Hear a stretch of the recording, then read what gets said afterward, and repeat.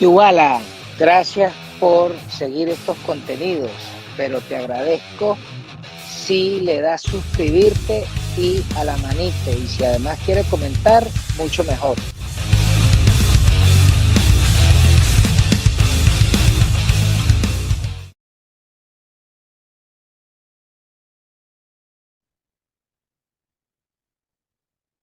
Good evening. Today is August the 29th of 2023. This is 9:15 p.m. And today we are running Sincericidio with Mr. Abel Carvajal.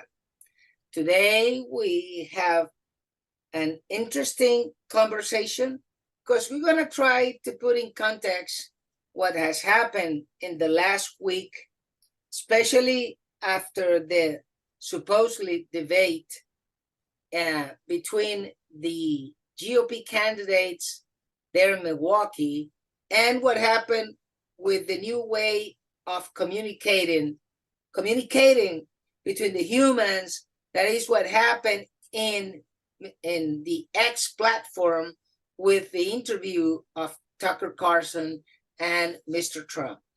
That by this time, that interview has been seen by more than 260 million people. And that is something.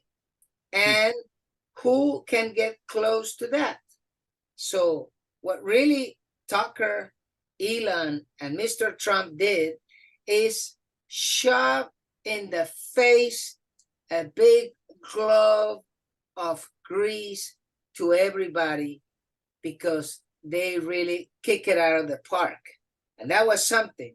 262 million by the count at this moment. That's amazing. Especially because of the message. Even though Mr. Trump is being part of a witch hunt where you have a whole bunch of rabid wolves and hyenas trying to get him, the guy's still on the subject, that is employment, money, energy, and stop the inflation and try to make your country great again. So I wanted to hear what you might want to say, Mr. Abel. Go ahead. Well, Wednesday of last week, the Republican Party sanctioned its very first presidential debate. There were 8 participants, but the most important candidate in this race, the one who's ahead with 53% of the support in the average of polls, was not present, and that was Donald Trump. Between the two main competitors to the former president in this primary, Ron DeSantis and Vivek Ramaswamy, there are 20% support. In other words, the president has a 53-13 advantage over DeSantis, a 53-7 advantage over Ramaswamy. And when you combine the support in the polling aggregate of all the other candidates not named Donald Trump, they get to 35%. So there's about a 15 to 20% element of the Republican Party that is still undecided. But Donald Trump is above 50%. In politics, by and large, being over 50% means you win. You have more people than anybody else could get combined. This primary election that we are about to have in a few months isn't much of an election, much of a contest. It appears very clear to me that Donald Trump is on a clear collision course with the nomination. And more likely than not, he will have a good chance of winning the 24 election. I'll tell you, he is stronger now in the polls in terms of his campaign now in 2023 than he was 4 years ago in 2019 when he was running for re-election. He's polling ahead of Biden in some national polls, which is unprecedented for a Republican. No Republican has won the nationwide vote in this country since 2004. That being said, things have changed. New York is no longer as Democratic as it used to be. Texas has moved a little bit into a more purple state status. but Florida has moved drastically to the right. And the fact that Florida and Texas are still solidly Republican states, they're about 7 to 12-point margins, and New York may not be a 20-point margin. It looks like the Republicans might win the popular vote in national elections, or at least they can compete for it more than they have in the past because of the realignment. But, and I get it, we have the Electoral College. That's how we elect the president. We elect them on a state-by-state basis. Each state has individual points. But looking at it from the perspective of where Trump is standing, he's in a far stronger position electorally right now than he was 4 years ago. And that says a lot, because a lot has happened in the last 4 years. He went through an election. He's been the subject of wide-scale legal investigations. He's been indicted 4 times. It seems like every powerful interest is against him, and yet he's running ahead of Biden, and by a substantial amount in some cases, by 3-4 points. He's in a position of strength that he's never been as a candidate ever since 2015 when he first ran. He's stronger now than he's ever been, and he's getting closer to the magic number, which I think is about 48% of the vote nationally. Because once Trump reaches 48% of the vote nationally, it will mean that he will be over the top in a lot of these states in the Midwest and in the South that voted for him in 2016, didn't vote for him in 2020. That's the subject of discussion. But these were states that he counted on back then, didn't have him in 2020. And that would put him over the top if he got to 48% nationally, and he's getting there, which would show that he's pretty much right now the favorite to win.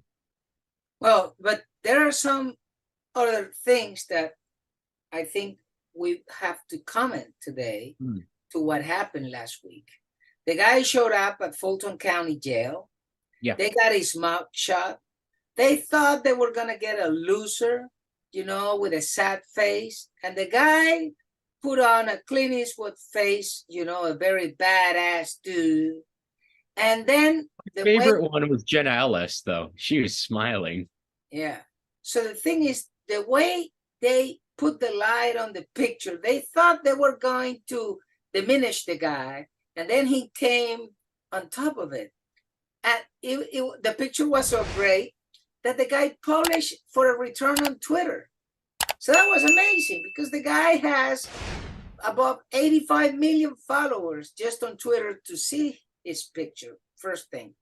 The other one is that I've seen comments on different sets of Twitter, YouTube, Twitch, Rumble, that there's a big support in the Black community over Mr. Trump. So there are people saying that the Blacks, they keep voting 95% for Democrats. Right. They think that the vote turnout will be like 20% or above for Mr. Trump. And if he gets the color community vote just to turn to 20%, the election is over. Because many people are saying that the guy is going to turn like Tupac Shakur. When they got out of jail, he sold like 20 million albums. So that's what many people are thinking, that, now the guy's from the hood because he has gone to wherever many in the Black community go, and then they feel the guy is part of them, part of the hood. So that has been a very interesting theme that I've been seeing this last week. Well, with regards to the Black electorate, for generations, the African-American population in the U.S., especially in the South, places like Georgia, places like North Carolina, places like Mississippi, Alabama, Florida, have voted Democratic, and in the South, it's a high margin. Now, the primary distribution of African Americans is in the South, because if we go back in history, a good number of African Americans trace their ancestry back to this hemisphere to having their ancestors been brought against their will as slaves. And after the Civil War, the slavery was abolished, but there was still widespread political violence in the South.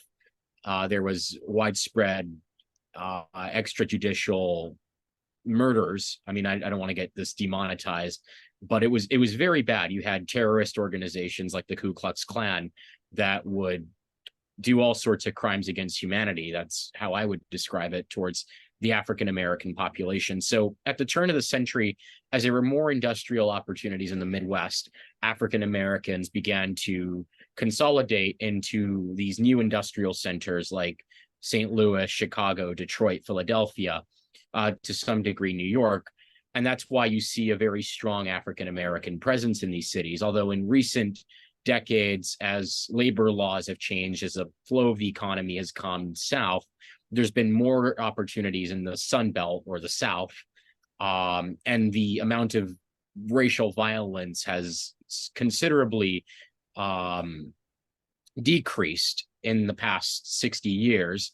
There's been lots of strides made towards the equality and towards the reconciliation of all of America's racial groups, but particularly there is now a difference when it comes to racism. Racism is no longer tolerated or even an accepted practice. It is something that's bad. And in the 60s and prior to the 1960s, there were openly racist people who held positions of power in the South.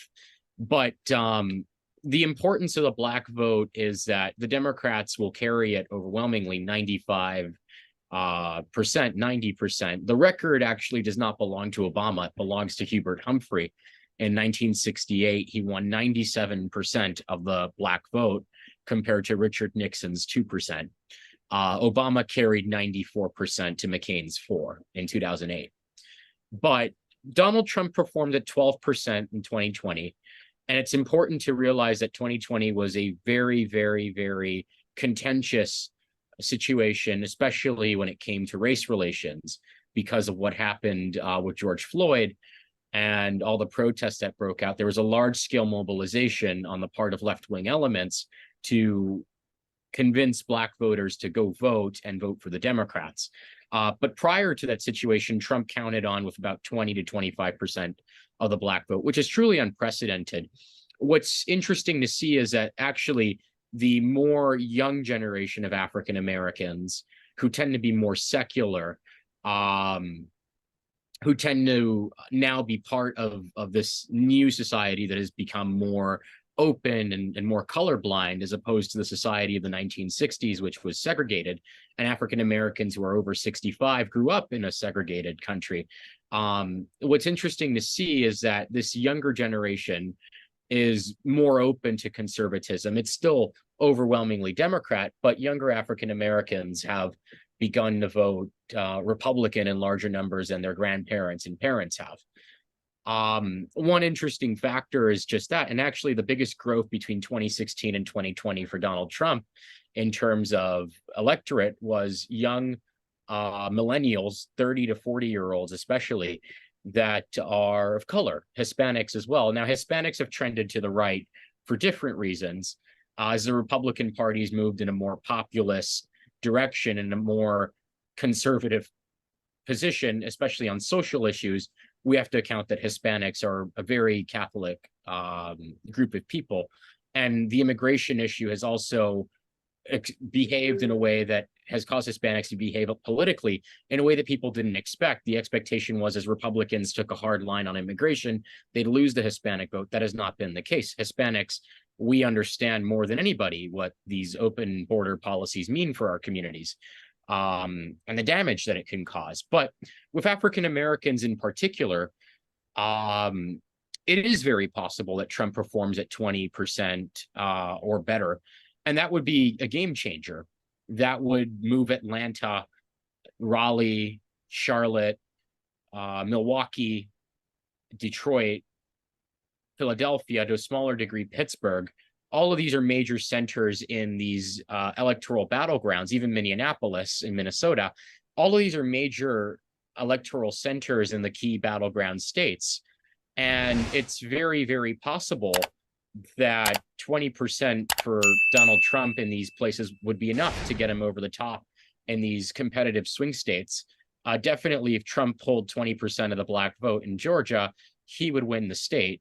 And realistically, Trump's path to the White House runs through Georgia, Pennsylvania, and Wisconsin. Those three states are his easiest path to the White House. And it seems to me that he could certainly get there by boosting the black vote. And what do black voters want to hear? Well, they want to hear the economy. They want to hear about public safety. Jobs. Jobs. That's and the real deal. Really, it's been an uphill climb, right? Because the best performance with black voters for any Republican nominee since the 1960s was with Bob Dole. And Bob Dole scored 15% of the black vote, which doesn't seem like a lot. But considering that he was pummeled by Bill Clinton, 15% when you get 40% nationally was very impressive. And that has a lot to do with his running mate, Jack Kemp, who did a very good effort into this idea of opportunity zones, that we would go into black communities and make it easier for people to build jobs, make it easier for technical education to be taking place, ensure public safety. That was a big concern. And so one of the thing is that after the debate, one of the best performers was Senator Tim Scott, because the guy played safe. He didn't get too much. What? I disagree. I thought Tim Scott had a weak debate. Looking from it, he's somebody who needed to have a bigger presence on stage. He had the third least amount of speaking time out of the 8 candidates. Ramaswamy and DeSantis dominated that debate. Nikki Haley had a great performance. Tim Scott. Yeah, but the guy who got more time was Pence, and everybody thought he was a dud. So I think in order for a future ticket, Mr. Tim Scott, I think, did very well because he played safe.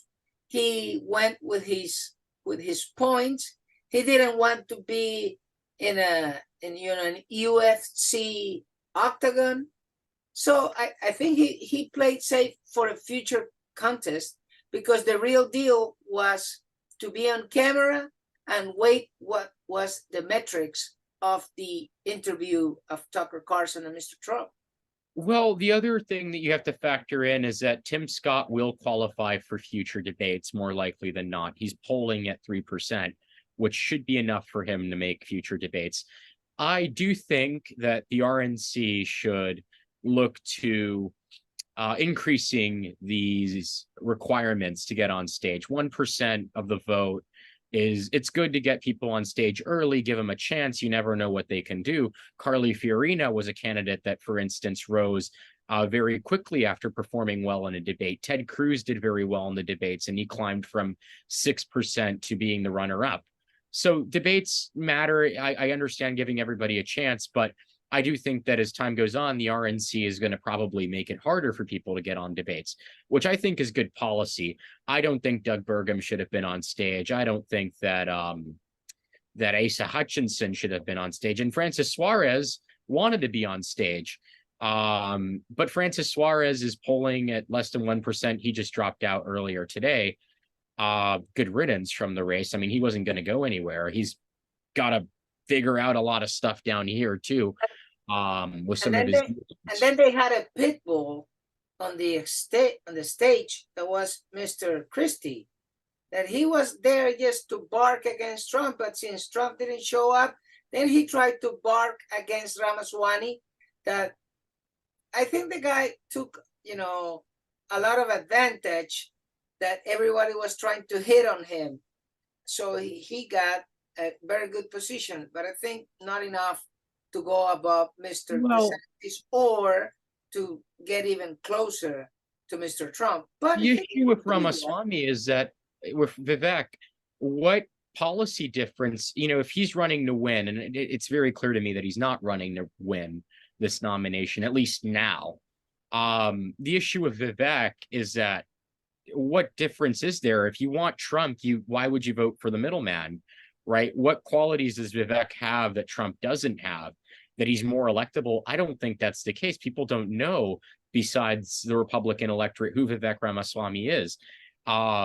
He's not more electable than Trump. His policies are a mixture of this anti-woke culture warism, and then some economic policies that are in line with the new generation of conservatives that I think I've discussed in the past, like J.D. Vance and Katie Britt and the Peter Thiel group.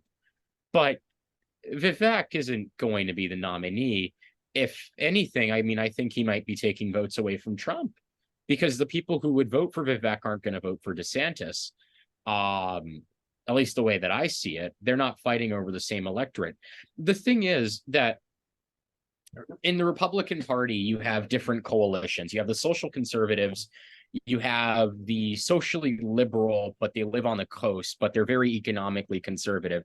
They're mostly seen in New York and in the East Coast. This is the old, dominating wing of the Republican Party.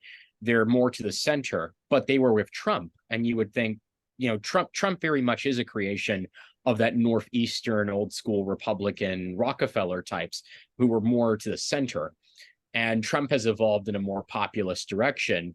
You combine some Tea Party with that and you get Donald Trump. But Trump's roots are in the more centrist wing of the Republican Party, and that section isn't going to defect from him.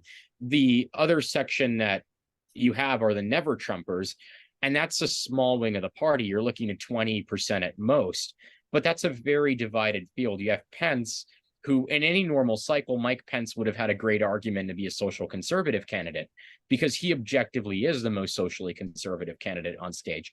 But his campaign has been an anti-Trump battle. And so the way that I see things is if anybody's going to stop Trump, they have to drop out of the race and back one candidate. Right now, that looks like Nikki Haley. If this race, the way that it would turn out is that you would have four candidates left in the race. It would be Trump, DeSantis, Ramaswamy, and Haley. And the best bet for Haley is that everybody else backs her. And I don't even think that would amount to 25% of the vote, which would certainly not be enough to win the nomination. So it's not looking good for the more establishment wing, at least for now. And Trump just has dominated this cycle. He's got the incumbency advantage. He is very much the face of the party, and he's going to be the nominee. I don't think. The other thing is that the rest of the guys are considered part of the swamp. So that's basically what many of the people hate. But the other news that I think it was interesting last week is this coalition of the BRICS, because they think that if you unite the Chinese, the Brazilians, the Russians, the Indians, and the South Africans, and now they're going to put Argentina, and they want to get Maduro, and they want to get all. So it looks more like a coalition of socialist countries than the BRICS. So are they uniting? It's the new Socialist International. Yeah, but are they uniting for business or just for politics? So I think when you want to show up with a coalition, and instead of doing business, you're just gonna, bullshit people with your socialist agenda, that it goes straight to the toilet. Especially because there's many people that they don't get the numbers correctly. For instance, I was talking to a good friend of mine, the Oracle, and he was telling me that people say, well, the United States has a debt of 33 trillion. Fine. But how much is the funds for the retirements of the US population? It's about 40 trillion. So that's one number. And then you have the Social Security, that is another pot. And then you have the regular open market, that is another pot. So these people, who wants to trade a Benjamin for a Mao Zedong bill? That's the kicker. Who wants to change a Benjamin for, the Brazilian currency, or for the South African currency, or for the Indian rupee? Who wants to do that? But the press are pulling so hard, saying that the BRICS is the real deal. Come on.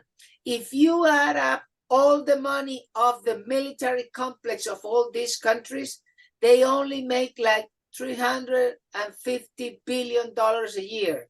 The Pentagon budget is about 800 billion a year. So come on, give me a break. I would note this about the BRICS.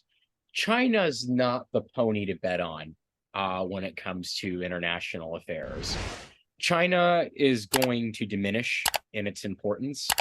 They are going to have their population halve by the end of the century. They're going to go from 1.4 trillion to 700 million. China's dominance is going to fade in a lot of these areas.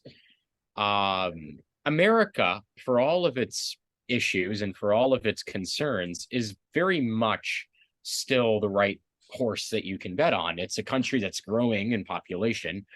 It's a country that has a very diverse economy, a country with very diverse talents in terms of its industries, in terms of its natural resources, in terms of its strength.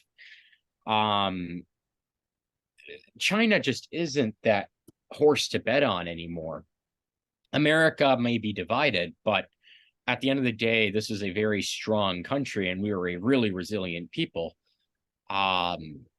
Whereas with China, there's just no telling because they haven't fought a war in the outside of the country in a long time. I mean, they haven't fought a war against a hostile power since Korea or even Vietnam when they tried to invade it. And they failed spectacularly. They had border skirmishes with India.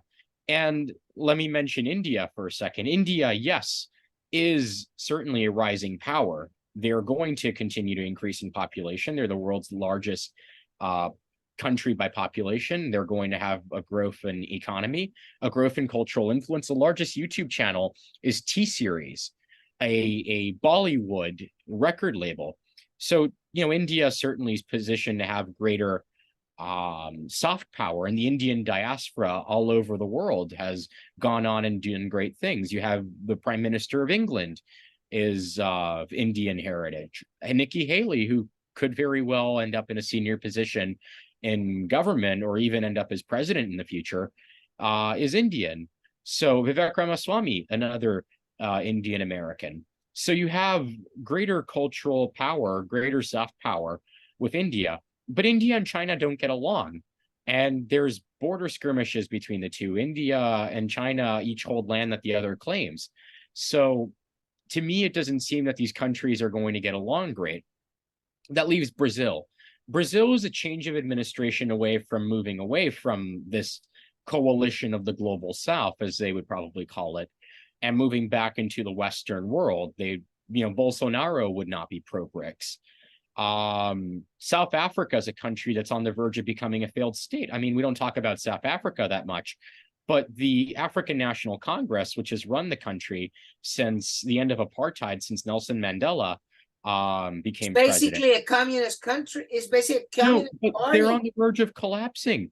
Yeah. The ANC is no longer polling in majority. It's very likely that the ANC could retain power with the support of open communists who have espoused genocidal rhetoric towards white South Africans. That is not an exaggeration. You can look up Julius Malema. These people dress up like red Power Rangers when they go to these meetings.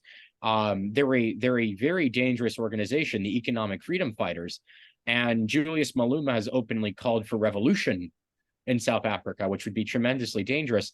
But there's also the specter of separatism in parts of South Africa. Cape Town, for instance, which is a region along the coast, has talked about separating from the rest of the Union. So South Africa is also not a pony to bet on because it's an unstable country. And that leaves, so we covered Brazil, we covered... and you go to Saudi Arabia. But Saudi Arabia is going to dry out. I mean, once they run out of oil, there's a joke in Saudi Arabia that some businessman made. My grandfather rode camels. I drive Mercedes-Benz, and my grandchildren will ride camels. because the country's built on oil, and that oil is going to run out eventually. By 2100, I highly doubt that there'll be much oil left in Saudi Arabia to exploit anymore. Oil is a finite resource. As much as, you know, I do support the fossil fuel industry to power our economy, it is by far the most efficient way of powering it. There is a finite amount of oil in this world, and Saudi Arabia is going to run out of that eventually. And who the hell would want to do business with Saudi Arabia in the future? So another country that it isn't to be bet on. And so that leaves BRICS, you know, Brazil, a country that could go either way. And then you have Russia. Basically, many of those countries are buying cheap oil from Russia. But Russia's another failed state. I mean, Russia's probably a year away from this humiliation that they've faced in Ukraine, culminating in them losing everything. Russia's on the verge of total collapse. There's, you know, that's the situation within the country. There will be separatist sentiment within these republics that they have, especially because the vast majority of the people who've been sent to this war in Ukraine have been from these republics. They've taken people from Siberia, from these ethnic groups, the Burats, the Chechens are another group. What's this other group? The Tatars. They have been sent systematically to Ukraine. And the larger amount of body bags that are returning to Russia from Ukraine have been from these regions, you know, satellite regions. They don't go from Moscow, so they're saving the Muscovites, and people will get pissed very soon. And so Russia's falling apart. Russia's on the verge of total collapse. Brazil is unstable in terms of its politics because it's one election from changing total directions. India is a growing power, but India still has a lot of problems internally that they have to fix. And India is not really in any position to seriously challenge the United States, nor is there a need. You know, India is a functioning democracy. It's a large country. They're part of the English-speaking world. There's not really an existential situation between the US and India as there is with China or with Russia, which are completely divergent civilizations. You have China, which is another country that's in decline, and South Africa, which is on the verge of becoming a failed state. And so you talk about Venezuela. Venezuela is the country with the highest rate of inflation on earth, or one of the countries with highest rate of inflation. It's, you know, as you know, because you live there, it's falling apart. It's in collapse. This is a failed state, and now and Argentina might change directions too. Yeah. Well, the thing is, here they elected a new electoral authority, but it's more of the same crap. Now they got the guy who got out some of the candidates of the race because the guy is the controller in charge. Now he's the boss of the electoral system. But what the heck?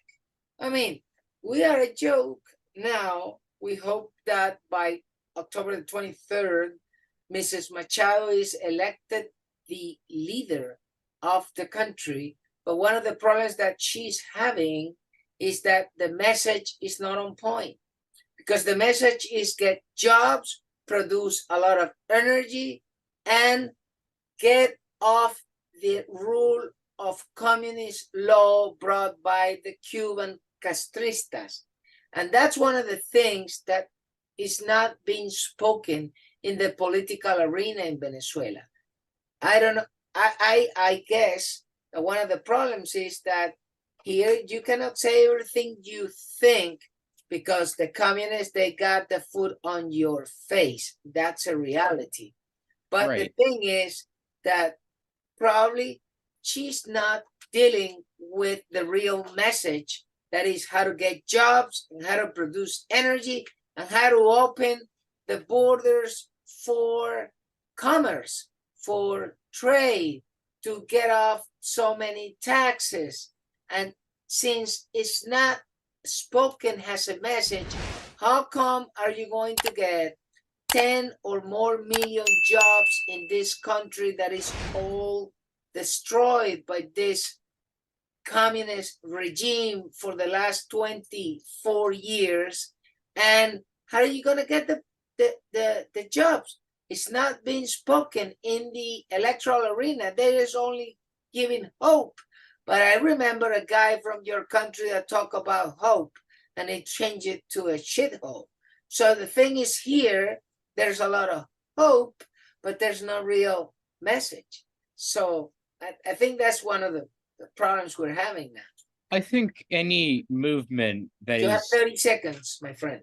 that's directed at fixing the situation in Venezuela and repairing the country from the harm that has been done. And some of the harm is irreparable. That's certainly the case of Cuba. As the longer the regime's in power, the harder it is to reverse things. And it's very possible that you can't reverse some of the things. But Venezuela has a great potential. They have oil. They have a large population pool. They're one of the most educated countries in the region. They have a history of being one of the richest countries, if not the richest country in Latin America. There's a lot that can be done in Venezuela, and with the help of outside investment, it's a good investment to make in a free and prosperous Venezuela. There is hope, right? There is opportunity. There is a roadmap forward.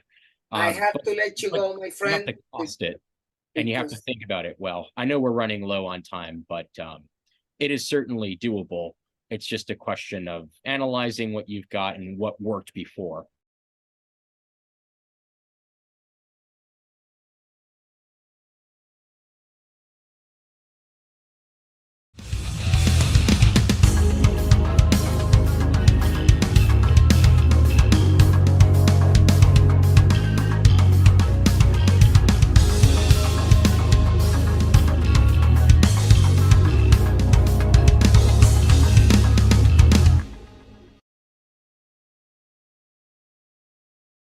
Bollitos de corazón a 2.500 el paquete, hallacas de pollo a 2.500 cada una. A la orden los bollitos de mazorca a 2.500 el paquete, bollitos de corazón.